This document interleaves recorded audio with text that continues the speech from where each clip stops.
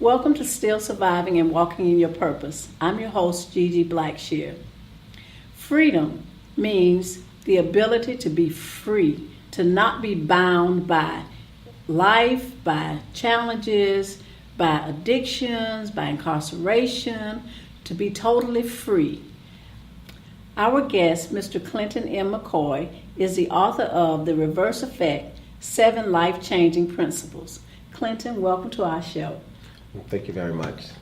So Clinton, please tell our audience, who is Clinton M. McCoy and what is your survival story? Well, Clinton M. McCoy, first, I'm a father, mentor, coach, trainer, blessed and someone that's appreciative of the opportunities I have to really maximize my potential and achieve my greatness in life. Well, my survival story starts back. As a child, starting at age 5 and 11, I dealt with sexual abuse and physical abuse.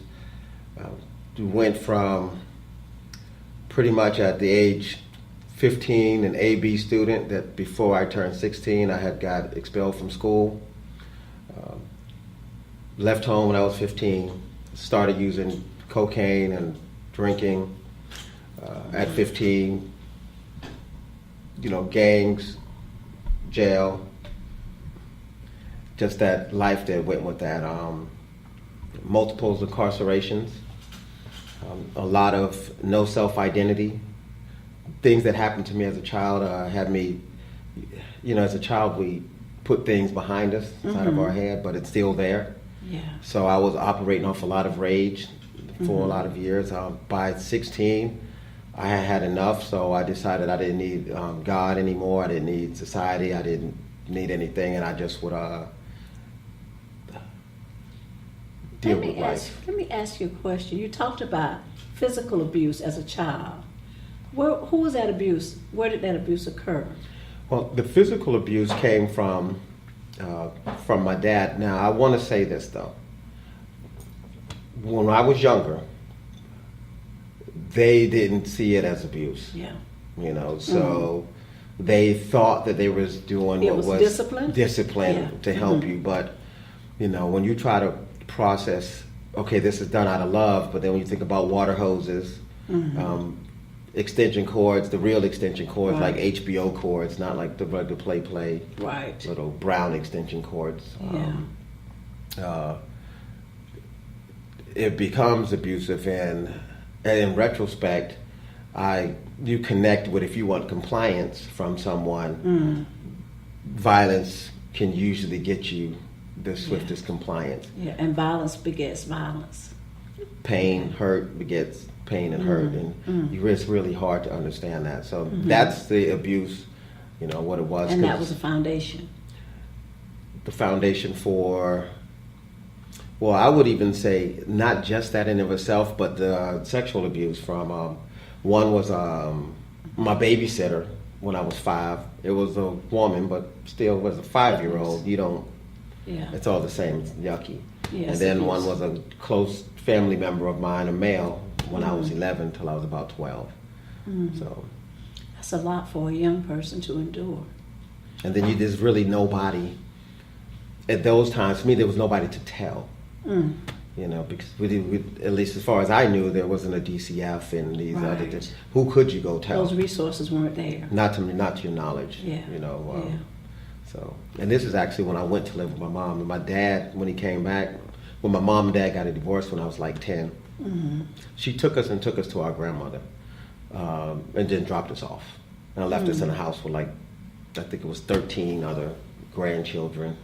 And she was young when she got married, 17. So I guess that was her, being free. And then inside that's when it happened. Now, when my dad came back and got us, when I was probably about 12, and then that changed the environment. So initially you think it's bottled up, Right. And done. But it plays out in other ways. A lot of ways. I went through a time period when I was younger, between 12 and 15, I'm trying to escape.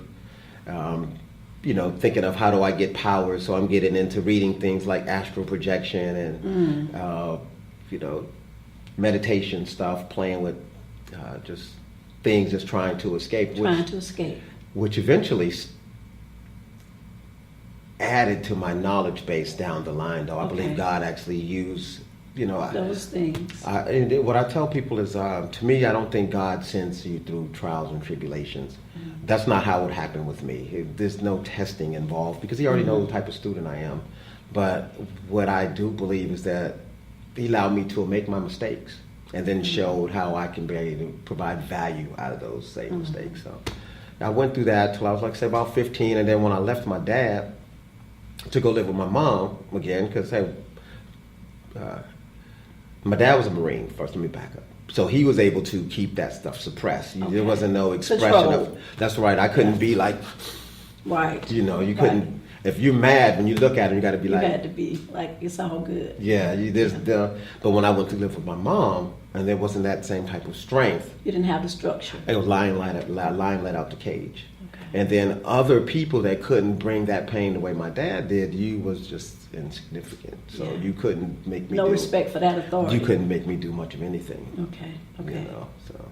So how did that play out in your life as an adult? I mean, you went from parent to parent, from structure to no structure, a little structure. Mm-hmm.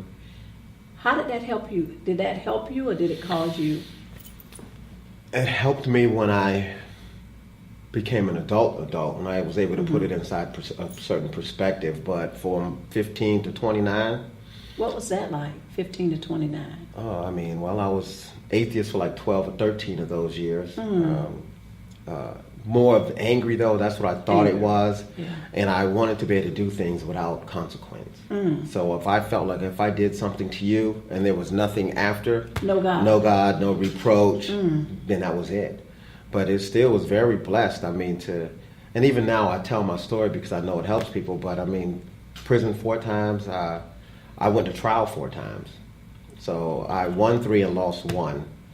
So just even being able to be here. There's not a lot of people in history that can actually say that. But the anger, the pain, a lot of misusing of relationships, having good people on my side that I just didn't know how to appreciate and or show love, or the way that I showed it definitely didn't align with the way that they was trying to receive it, because I didn't really know how. I remember one time when I was 12, when we was traveling from Georgia to California when my dad got transferred. My 2 brothers was in one bed and I was in another bed with my dad, and we was going to sleep, and he reached in to hug me, all right, son, and I was like, I didn't know how to take that. Because that's not how affection was shown. We didn't do that, So he made sure we ate, he took care of us, he provided, but that type of not like that. So for years I didn't really even know how to express that, to a point where I thought something was potentially wrong with me. You talked about incarceration and going through that period, that young adulthood, having that foundation of dysfunction, and then it bringing you to a place of not really knowing how to have relationships and how to deal with other people. So what was the thing that caused you to turn your life around? What was the thing that allowed you or helped you to move beyond the dysfunction towards a better life? Yeah. Well, oddly enough to say is, well, I got in an accident when I was like 26 or 27. 26. What was your life to that point? Before the accident, what were you? Oh, I was trying to be ultimate Crip gang, trying to be biggest drug dealer. Just whatever inside that lifestyle, I just tried to. I was a leader, but I was a dumb leader. You know, my dad put those leadership skills inside me, but I was dumb. I had to lead from the front. And I always had something to prove, but when I looked at it in retrospect, I was mostly trying to prove, hold up, you're not weak, you're not gay, you're not, you know. Because all of those things that had been a part of your life. That's right. And if you didn't, you know, it was to a point that if you, like if we looked at each other, not to a woman, but to like a man, if you couldn't like look at me, like if you looked at me like this, it was, you know, I want to see what you want to do. So I go straight to the action part because in my mind, you know, that was a leader. Action was, you know, that's how I put you in your place. But, and that's just what I thought. But so I got in an accident, 26. I actually explain about it inside my book. Doing this thing where we just like race and running stop signs, just running a bunch of stop signs and stoplights. I'm on a motorcycle. So as I'm racing down, I come up to the last stoplight. Now, this is at the time when I didn't believe in God. And a voice popped inside my head and said, hey, you need to stop at this next stop sign. And out my mouth, I said, forget all of that. In other words, I don't need anything. So when I got to the next stop sign, a car pulled out. Oh, my. So I ended up breaking my shin bones and stuff like that. And laying on the ground, I realized, well, at first when I was laying on the ground, I was laughing because I didn't know my shins was broke. And I just was like, oh, I'm a warrior. I don't need any gods. I don't need anything like that. I'm straight. And then after a little bit, the pain started to kick in. And it wasn't even so much the accident. It was the healing period after where my physical ability to threaten people was gone. And I was back to that vulnerable state again as a child. On that time on the ground, I believe God showed me multiple ways that my life can go. It didn't put me on a path. It didn't any of that. It's my right to choose. It was just laid out before you. Potential realities. And my words are probably really messing it up because it's really hard to put in words, you know, how it happened. But I decided if I wanted to live, then I need to do this. And I guess would be one of my purposes. I forgot about that. It took me like 3 years to get on board, as big purposes kind of, you know, might do. But that was the catalyst. And then, of course, still it wasn't happy go after that. I still went to prison 2 more times after that. But my last time, when I was sitting there and just looking at my life, I was about 29, and I just was like, you don't smoke crack. You know, you're sitting in prison 4 times. That's when I just gave up on my plan. You surrendered. I surrendered. And I started to move forward, actually, from there. And it still was a process, because when I started to move forward, I still didn't have any faith. I didn't believe. But when God spoke to me, he told me I didn't have to believe. The only thing I had to do was start walking. And after I started walking, look at the evidence. That sounds like that mustard seed, that tiny grain of faith. I didn't have it then, but now enough has been shown that that's where I walk in now. You can't tell me I'm not going to be great. Well, unless I die or something like that. Is that faith in God or faith in Clinton? Oh, definitely not faith in God. Okay. I feel God revealed himself to me on a personal relationship. Because in me, 15 years ago, if me looking at me now, even the way that I'm dressed, I would have thought I was gay. Yeah. Because the clothes was too tight. I couldn't even imagine me being the person that God showed me that I would be then.